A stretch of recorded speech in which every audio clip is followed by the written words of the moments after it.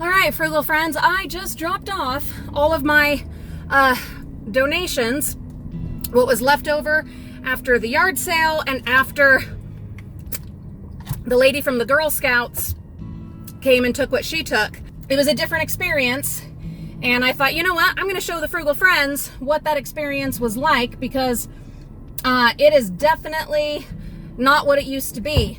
Things have absolutely changed. It's a whole different setup, where we are in the middle of this never-ending pandemic and madness and nonsense. The way that it works, you set up an appointment, and the appointments are fairly difficult to get. You do have to set it up several days in advance. One appointment that there seemed to be a lot of availability for was if you had trailers, and I of course didn't have a trailer. I have my van, very full van it was, but no trailer. So if you do have a trailer and you're trying to go to Deseret Industries here in Utah, I don't know how it is in other states, but here it shouldn't be that hard to get an appointment and fairly quickly.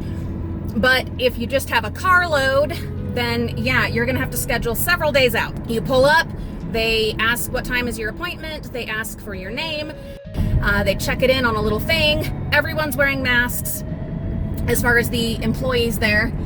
You pull up into one of these lanes, they have all these bins very conveniently marked, and then you get out and you get to work. Normally, they have their employees that come and unload your stuff and you just stay in your car. That is no longer the case. I don't know how long it will stay that way, but that's definitely how it is right now. You get out and you start unloading. And I had a lot to unload, and of course was wearing my mask, so I'm a hot mess.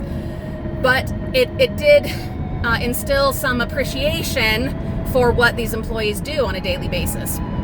Now, what did happen was there were some employees kind of roaming around to see if people wanted receipts for tax purposes or to answer questions and to help a little bit. So I was down to the last couple of totes. One was full of books and one was full of shoes, because I ended up with a lot more than I thought I did, and it was too many to try to take to the clothing and shoe and book donation boxes, as those are still quite full. So I did go ahead and bring them for this drop off, and this very burly young man came and helped me with those last two, and I'm so grateful, because dang, stuff was heavy, and I was very appreciative of him coming and helping me with those. So you get all your stuff done. If you want a receipt, you get the receipt, and then you just pull on through and you're on your way.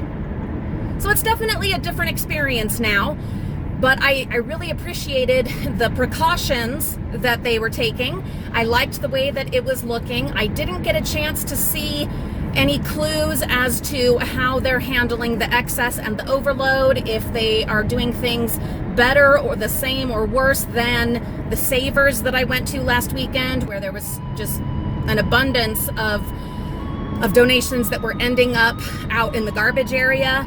I didn't get to see, because they just funnel you in and out, you know, you're very funneled. I didn't get to kind of take a looky-loo to see how they are handling that and if things are getting thrown away.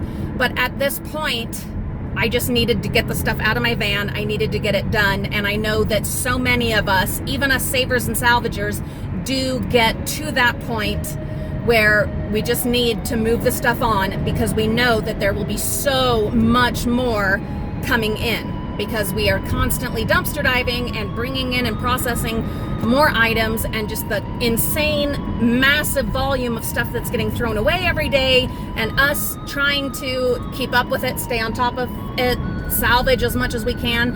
We are just inundated, you know, and I know we all get to that burnout point where we're just like, take it. I mean, at the very least, you know, even if 50% of the stuff that I saved and salvaged from the dumpsters, even if 50% of that is able to go on and be sold in the thrift store or donated through their charities, I will have to count that as a success. I will count that as a win. I have to.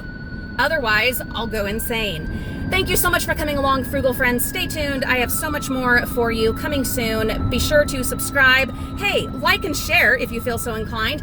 And don't forget to hit the bell notification. You don't want to miss all the adventures we've got coming up.